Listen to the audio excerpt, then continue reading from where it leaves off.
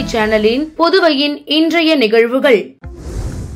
புதுச்சேரி பத்திரப்பதிவு துறையில் பத்திரப்பதிவிற்கான கட்டணம் இணைய வாயிலாக செலுத்தும் சேவையை முதலமைச்சர் ரங்கசாமி தொடங்கி வைத்தார். புதுச்சேரி அரசு பதிவு துறையில் பத்திரப்பதிவிற்கான கட்டணம் இணைய வாயிலாக செலுத்தும் சேவையை பாரத ஸ்டேட் வங்கி புதுச்சேரி கிளையுடன் இணைந்து தொடங்கப்பட உள்ளது. இதன் மூலம் சார் பதிவாளர் அலுவலகங்கள் அனைத்தும் பண பரிவர்த்தனையற்ற அலுவலகங்களாக மாற்றப்பட உள்ளது. மேலும் பத்திரப்பதிவு செய்ய வரும் மக்கள் தங்கள் பதிவு கட்டணத்தை பல்வேறு செய்திகளின் சேவைகள் மூலம் கட்டணத்தை செலுத்தலாம். இதனை பத்திரப்பதிவிற்கு இணையதளத்தில் முன்பதிவு செய்யும் பொழுதே செலுத்த வழிவகை செய்யப்பட்டுள்ளது. இந்த இணையதள சேவையினை முதலமைச்சர் ரங்கசாமி சட்டப்பேரவையில் முதலமைச்சர் அலுவலகத்தில் இன்று தொடங்கி வைத்தார். அமைச்சர் திரு க. லட்சுமி நாராயணன், வருவாய்த்துறை செயலர் ஆஷிஷ் மாதோரா போரே, மாவட்ட ஆட்சியர் குலோத்துங்கன், செந்தில்குமார், பாரத ஸ்டேட் வங்கி புதுச்சேரி முதன்மை கிளை உதவி பொது மேலாளர் அன்புமலர் ஆகியோர் இந்நிகழ்ச்சியின் போது உடனிருந்தனர். மத்திய அரசு உள்துறை அமைச்சகத்தின் குடிமை நடவடிக்கை திட்டத்தின் கீழ் இந்தோ திபெத்தியன் எல்லை காவல் படை ஏற்பாட்டில் லடாக் யூனியன் பிரதேசம் லே மாவட்டம் நியோமா கிராமத்தில் உள்ள அரசு மற்றும் மேல்நிலைப் பள்ளியை சார்ந்த 2 ஆசிரியர்கள், 26 மாணவர்கள் மற்றும் 2 இந்தோ திபெத் எல்லை காவல் படை பிரதிநிதிகள் பாரத் தர்ஷன் சுற்றுலா பயணமாக புதுச்சேரிக்கு வருகை புரிந்துள்ளனர். இந்தோ திபெத் எல்லை காவல் படையின் அதிகாரி சரவணன் தலைமையில் புதுச்சேரிக்கு வந்துள்ள இக்குழுவினர் முதலமைச்சர் ரங்கசாமியை சட்டப்பேரவையில் உள்ள முதலமைச்சர் அலுவலகத்தில் இன்று மரியாதை நிமித்தமாக சந்தித்தனர். அப்போது ஆசிரியர்கள் மற்றும் மாணவர்களுக்கு முதலமைச்சர் ரங்கசாமி இனிப்பு மற்றும் எழுத்துப் பொருட்கள் அடங்கிய தொகுப்பினை வழங்கினார். புதுச்சேரியில் 2 நாட்கள் தங்கியிருக்கும் இக்குழுவினர் புதுச்சேரியின் முக்கிய சுற்றுலா தலங்களுக்கு சென்று பார்வையிட உள்ளனர். புதுச்சேரி முன்னாள் முதலமைச்சர் அமரர் வெங்கட சுப்பா ரெட்டியாரின் பிறந்த நாள் புதுச்சேரி அரசு சார்பில் இன்று கொண்டாடப்பட்டது. இதனையொட்டி புதுச்சேரி மறைமலை அடிகள் சாலை, வெங்கட சுப்பா ரெட்டியார் சாலை சந்திப்பில் அமைந்துள்ள அவரது திருவுருவ சிலைக்கு பொதுப்பணித்துறை அமைச்சர் லட்சுமி நாராயணன், சட்டமன்ற உறுப்பினர் லட்சுமிகாந்தன் ஆகியோர் மாலை அணிவித்து மரியாதை செலுத்தினர். அதனைத் தொடர்ந்து காங்கிரஸ் கட்சி சார்பில் முன்னாள் முதல்வர் நாராயணசாமி, முன்னாள் அமைச்சர்கள் கந்தசாமி, ஷாஜகான் உட்பட காங்கிரஸ் கட்சியினர் வெங்கட சுப்பார் சிலைக்கு மாலை அணிவித்து மரியாதை செலுத்தினார்கள். புதுச்சேரி கடற்கரை சாலையில் உள்ள காந்தி சிலையை பூர்ணமைக்கும் பணி மும்முரமாக நடைபெற்று வருகிறது. அழகிய சுற்றுலா தலமாக திகழும் புதுச்சேரியில் அனைவரையும் கவர்ந்த இடங்களில் ஒன்றாக கடற்கரை உள்ளது. இந்த கடற்கரை பகுதிக்கு புதுச்சேரிக்கும் அடையாளமாக திகழ்வது கடற்கரை சாலையில் உள்ள காந்தி திடல். தற்பொழுது கிறிஸ்துமஸ் மற்றும் புத்தாண்டு நெருங்குவதை ஒட்டி கொண்டாட்டங்களின் காரணமாக கடற்கரையும் காந்தி திடலும் களை கட்ட துவங்கிவிடும். இந்த நிலையில் 10 ஆண்டுகளுக்கு ஒருமுறை கடற்கரையில் அமைந்துள்ள காந்தி சிலை பூர்ணமைப்பு பணிகள் நடைபெறுவது வழக்கம். மழையின் காரணமாக தற்பொழுது அந்த பணிகளில் தாமதம் ஏற்பட்டதால் காந்தி சிலையின் தூண்கள் சேதமடைந்திருந்தது. இதனைத் தொடர்ந்து தற்பொழுது காந்தி சிலை சீரமைப்பு பணிகள் தீவிரமாக நடைபெற்று வருகிறது.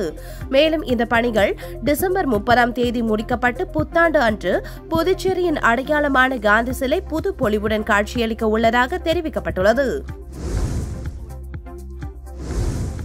கஞ்சா வழக்கில் தலைமறைவாக இருந்த இளைஞரை அரியாங்குப்பம் போலீசார் கைது செய்தனர். புதுச்சேரி தானாம்பாளையம் அரசு பள்ளி அருகே கஞ்சா விற்பனை நடைபெறுவதாக தவளக்குப்பம் காவல் நிலையத்திற்கு கடந்த ஆகஸ்ட் மாதம் 14ஆம் தேதி வந்த தகவலின் அடிப்படையில் சப் இன்ஸ்பெக்டர் சண்முக சத்யா தலைமையிலான போலீசார் சம்பவ இடத்திற்கு விரைந்து சென்றனர். அப்போது கஞ்சா விற்பனையில் ஈடுபட்ட 2 இளைஞர்கள் போலீசாரை கண்டதும் தப்பி ஓட முயன்றனர். அவர்களை மடக்கி பிடிக்கும் போது அதே பகுதியைச் சேர்ந்த பிளேடு என்ற விஷ்ணு என்பவர் மட்டும் பிடிபட்டார். அவரிடம் இருந்து 40 கிராம் கஞ்சாவை பறிமுதல் செய்து சிறையில் அடைத்தனர். அதனைத் தொடர்ந்து தப்பி ஓடி தலைமறைவாக இருந்த கூனி என்கின்ற குமரகுரி என்பவரை போலீசார் வலைவீசி தேடி வந்த நிலையில் நேற்று மாலை கைது செய்தனர். இந்த வழக்குகளில் கைதாகியுள்ள 2 குற்றவாளிகள் மீது தமிழகம் மற்றும் புதுச்சேரியில் கொலை, கொள்ளை, வழிப்பறி, கஞ்சா உட்பட சுமார் 14 வழக்குகள் உள்ளது குறிப்பிடத்தக்கது. புதுச்சேரியில் கடல் சீற்றத்துடன் காணப்படுவதால் கடற்கரைக்கு வரும் பொதுமக்கள் மற்றும் சுற்றுலா பயணிகள் கடலில் குளிக்க போலீசார் தடை விதித்துள்ளனர். புதுச்சேரியில் குறைந்த காற்றழுத்தம் காரணமாக கடல் சீற்றத்துடன் காணப்படுகிறது. இதனால் சுற்றுலா பயணிகளை கடற்கரை மணலில் இறங்க போலீசார் தடை விதித்துள்ளனர். பழைய துறைமுக பகுதியில் கடலில் இறங்கி மக்கள் குளித்து மகிழ்வது வழக்கம். ஆனால் கடல் அலைகளின் உயரம் அதிகரித்து சீற்றம் இருப்பதன் காரணமாக அங்கு பேரிகார்டுகளை அமைத்து போலீசார் பாதுகாப்பு பணியில் ஈடுபட்டுள்ளனர். கிறிஸ்துமஸ் மற்றும் புத்தாண்டை விட்டு முன்னிட்டு ஏராளமான வெளிநாட்டவர் புதுச்சேரிக்கு வர துவங்கியுள்ளனர். அவர்கள் கடற்கரைக்கு வந்து அழகு ரசிக்க நின்றபோது கடற்கரையில் இறங்க போலீசார் அனுமதி மறுத்து அவர்களை அறிவுறுத்தி அங்கிருந்து வெளியேற்றினர். இதேபோல் உள்ளூர் மக்களும் வெளிமாநிலத்தவரும் புதுச்சேரி கடற்கரை சாலை வந்து பார்க்கும்போது அவர்களை கடலில் இறங்க போலீசார் தடை விதித்து திருப்பி அனுப்புகின்றனர். மறைந்த முன்னாள் முதல்வரும் தியாகியுமான வெங்கட சுப்பா ரெட்டியார் அவர்களின் பிறந்தநாள் விழா காங்கிரஸ் கட்சியினரால் மடுகரையில் கொண்டாடப்பட்டது. மடுகரையில் உள்ள அவரது சிலைக்கு முன்னாள் முதல்வர் நாராயணசாமி மாலை அணிவித்து மரியாதை செலுத்தினார். முன்னதாக முருகன் கோவில், ஐயப்பன் மற்றும் துர்கா பரமேஸ்வரி ஆலயத்தில் தரிசனம் செய்தார். தொடர்ந்து மடுகரை பேருந்து நிலையத்தில் அமைக்கப்பட்டிருந்த அவரது படத்திற்கு மலர் தூவி மரியாதை செலுத்தினார். தொடர்ந்து பொதுமக்களுக்கு அன்னதானம் மற்றும் இனிப்புகள் வழங்கினார். இந்நிகழ்ச்சியில் வட்டார காங்கிரஸ் தலைவர் அம்மைநாதன் உட்பட காங்கிரஸ் கட்சி பிரமுகர்கள், இளைஞர்கள் மற்றும் பொதுமக்கள் கலந்து கொண்டனர். கனமழையுடன் சூறைக்காற்று வீசும் என வானிலை மையம் அறிவித்துள்ள நிலையில் ஆழ்கடலுக்கு மீன்பிடிக்க செல்ல வேண்டாம் என புதுமை மீனவர்களுக்கு மீன்வளத்துறை எச்சரிக்கை விடுத்துள்ளது. மீன்வளத்துறை இயக்குநர் முகமது இஸ்மாயில் வெளியிட்டுள்ள செய்திக்குறிப்பில், தெற்கு அந்தமான் கடல் பகுதியை ஒட்டிய வங்கக்கடல் பகுதியின் மேல் வளிமண்டல கீழடுக்கு சுழற்சி நிலவுகிறது. இதனால் 24 மணி நேரத்தில் தென்கிழக்கு வங்கக்கடல் பகுதியில் காற்றழுத்த தாழ்வு பகுதி உருவாக்கக்கூடும் என வானிலை மையம் எச்சரித்துள்ளது. காற்றழுத்த தாழ்வு வலுப்பெற்று மேற்கு வடமேற்கு திசையில் தமிழக கடலோர பகுதிகளை நோக்கி 2 நாட்களில் நகரக்கூடும். அதனால் வரும் 19ஆம் தேதி வரை தமிழக, புதுச்சேரி கடலோர பகுதிகளில் மணிக்கு 35 கிலோமீட்டர் முதல் 45 கிலோமீட்டர் வேகத்தில் சூறாவளி காற்றுடன் இடையிடையே 55 கிலோமீட்டர் வேகத்திலும் காற்று வீசக்கூடும். எனவே புதுச்சேரி மீனவர்கள் ஆழ்கடல் பகுதிக்கு மீன்பிடிக்க செல்ல வேண்டாம். புதுச்சேரி கடற்பகுதியில் பாதுகாப்பாக மீன்பிடி தொழிலை மேற்கொள்ளலாம். வானிலை எச்சரிக்கையை தொடர்ந்து கவனித்து வர வேண்டும் எனவும் குறிப்பிடப்பட்டுள்ளது. உப்பளம் தொகுதியில் கனமழை மற்றும் பெரும்புயலின் பாதிப்பால் சேதமடைந்த ஏழைகளின் கூரை வீடு ஒன்றுக்கு ரூபாய் 10,000 இருந்து 20,000 வரை நிவாரணம் வழங்க வலியுறுத்தி அனிபால் கென்னடி எம்எல்ஏ அவர்கள் கோரிக்கை மனுவை பிருத்திவி வட்டாட்சியரிடம் வழங்கினார். பெங்கல் புயல் காரணமாக புதுச்சேரியில் 48.4 சென்டிமீட்டர் மழை பதிவானது. கடந்த 30 ஆண்டுகளில் இல்லாத மழைப்பொழிவு இது என கூறப்படுகிறது.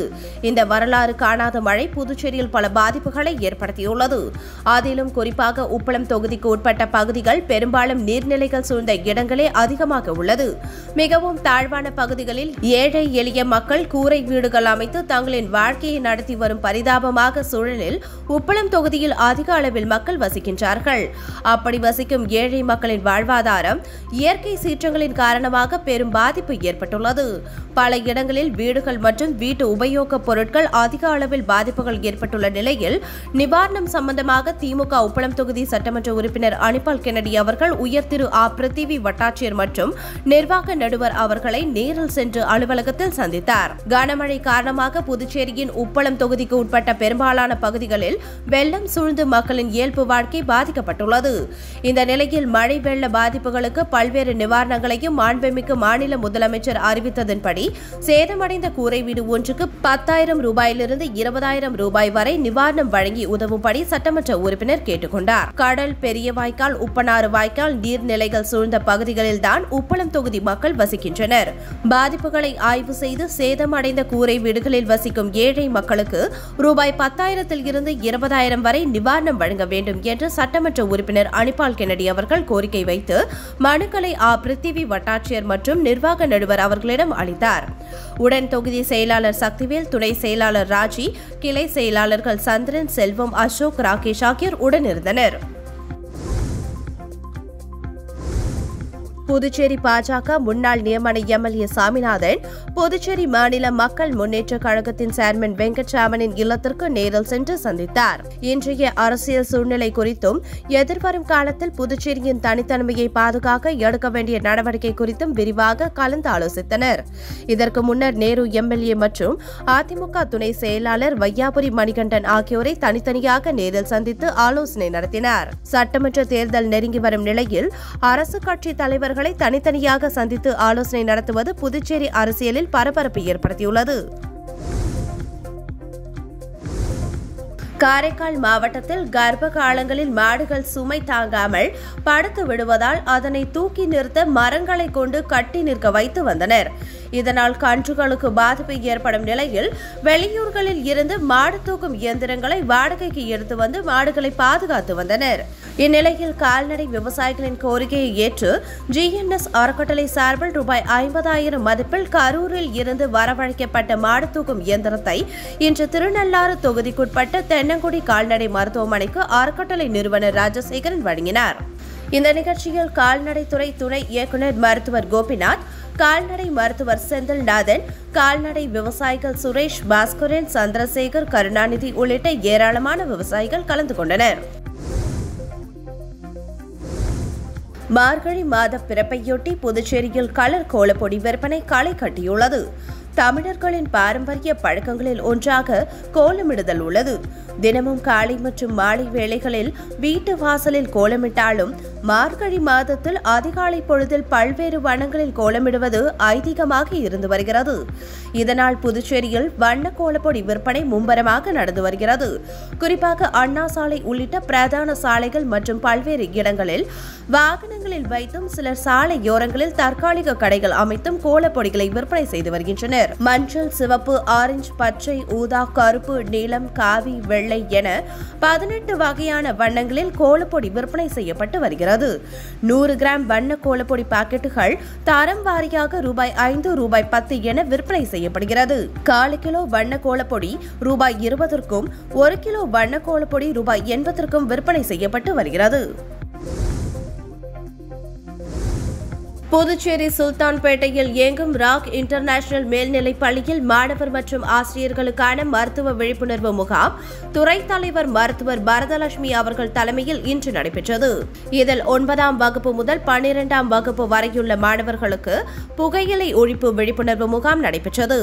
இவ்விழாவில் ஸ்ரீ வெங்கடேஸ்வரா மருத்துவக் கல்லூரி மற்றும் ஆராய்ச்சி நிறுவனத்தின் இணை பேராசிரியர் மருத்துவர் ஜே தமிழ்மதி அவர்களும், மருத்துவர் ஆர் பிருத்திவிராஜ் மற்றும் மருத்துவர் மிதுன்குமார் அவர்களும் கலந்து கொண்டனர். புதுச்சேரியில் 18 ஆண்டுகளாக நடந்து வரும் உப்பனாறு மேம்பாலம் கட்டும் பணியில் நடந்த மெகா ஊழலை கண்டித்தும் உடனடியாக மேம்பாலம் கட்டும் பணியை துவங்க வலியுறுத்தியும் அதிமுக சார்பில் நாளை கண்டன ஆர்ப்பாட்டம் நடைபெறும் என அதிமுக மாநில செயலாளர் அன்பழகன் அறிவித்துள்ளார். புதுச்சேரி அதிமுக தலைமை அலுவலகத்தில் செய்தியாளர்களை சந்தித்த மாநில செயலாளர் அன்பழகன், புதுச்சேரி நகர பகுதியில் போக்குவரத்து நெரிசலை குறைக்கும் வகையில் கடந்த 2006ஆம் ஆண்டு உப்பனாறு வாய்க்காலின் மீது மேம்பாலம் அமைக்கும் பணி தொடங்கப்பட்டு 18 ஆண்டுகள் ஆகியும் இன்று வரை பணிகள் முழுமை பெறவில்லை என கூறினார். பல்வேறு காலங்களில் 3க்கும் மேற்பட்ட ஒப்பந்ததாரர்கள் மூலம் ஒப்பந்தம் போடப்பட்டு பணிகள் சரிவர நடக்காததால் ஒதுக்கப்பட்ட தொகையை விட ஒப்பந்ததாரர்களுக்கு அதிக அளவில் இழப்பீடு வழங்கப்பட்டுள்ளது என்றார். இதில் 70 கோடி ரூபாய்க்கும் மேல் விஞ்ஞான ரீதியில் ஊழல் நடந்துள்ளது என்ற அவர், மேம்பாலம் கட்டும் பணியை திட்டமிட்டு செயற்கையாக நிறுத்தி அதன் மூலம் பொதுப்பணித்துறை அதிகாரிகள் முறைகேட்டில் ஈடுபட்டுள்ளதாக குற்றம் சாட்டினார். எனவே ஆட்சியாளர்கள் மற்றும் ஊழல் அதிகாரிகளை கண்டித்தும் உடனடியாக மேம்பாலம் கட்டும் பணியினை தொடங்க வலியுறுத்தியும் கழக பொதுச் செயலாளர் அனுமதியுடன் நாளை ஆட்டுப்பட்டி பகுதி அருகே மாபெரும் கண்டன ஆர்ப்பாட்டம் நடைபெறும் என அறிவித்தார். புதுச்சேரியில் புத்தாண்டு முதல் கட்டாயம் ஹெல்மெட் அணிய வேண்டும் என்றும் ரூபாய் 1000 அபராதம் விதிக்கப்படும் என காவல்துறை அறிவித்துள்ளது. காவல்துறையின் இந்த அறிவிப்பு 4வது முறையாக புதுச்சேரி மாநிலத்தில் ஒரு தனியார் நிறுவனம் தன்னிடம் உள்ள ஹெல்மெட்டுகளை உடனடியாக விற்பனை செய்வதற்கு மட்டும் உதவக்கூடிய அறிவிப்பாக இது உள்ளது என்றார். எனவே நகர பகுதியில் ஹெல்மெட் அணிய வேண்டும் என்ற உத்தரவை திரும்ப பெற வேண்டும் என்று வலியுறுத்தினார். இத்துடன் சக்தி சேனலின் புதுவையின் இன்றைய நிகழ்வுகள் முடிவடைகின்றன. வணக்கம். உங்கள் சக்தி சேனலின் புதுவையின் அன்றாட நிகழ்வுகளை உடனுக்குடன் தெரிந்து கொள்ள சக்தி சேனல் புதுச்சேரி யூடியூப் சேனலை சப்ஸ்கிரைப் செய்து கொள்ளுங்கள். மறக்காமல் பெல் பட்டனையும் கிளிக் பண்ணுங்க. ஷேர் பண்ணுங்க, லைக் பண்ணுங்க. உங்கள் சக்தி சேனல்.